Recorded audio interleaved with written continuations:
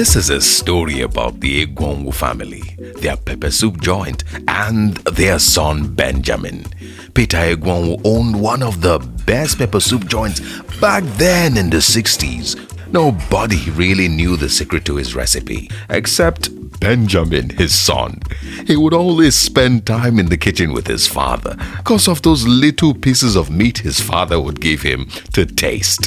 One very cute thing about Benjamin was his dream. His dream to become a banker. He wanted to be able to invest in his father's business and expand the pepper soup business way beyond his father's imagination.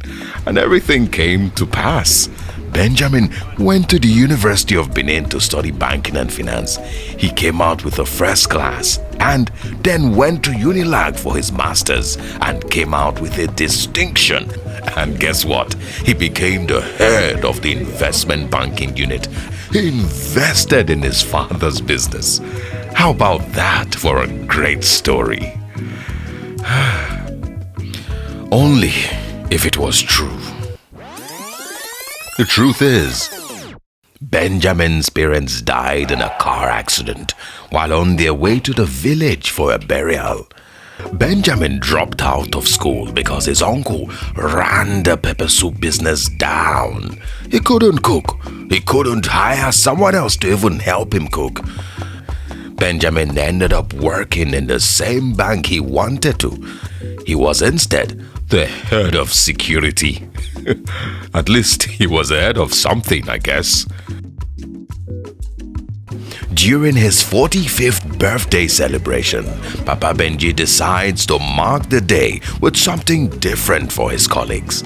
And so, he treats them to his special homemade pepper soup, made with his father's secret recipe. Everyone was blown away and asked for more, including a senior staff in the bank who immediately called to ask him where he got this really delicious pepper soup. He then gave him the brief story of his father's pepper soup joint and how the recipe had been passed down through the years. But he couldn't carry on due to financial constraints. Determined to see him push forward with the dream, he offered to help him secure a loan from the bank, which Papa Benji gladly accepted. And that was how the very famous Papa Benji pepper soup joint was born.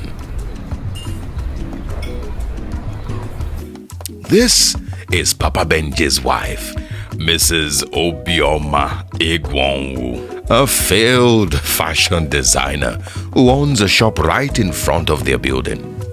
She has two friends who come to her shop to gossip.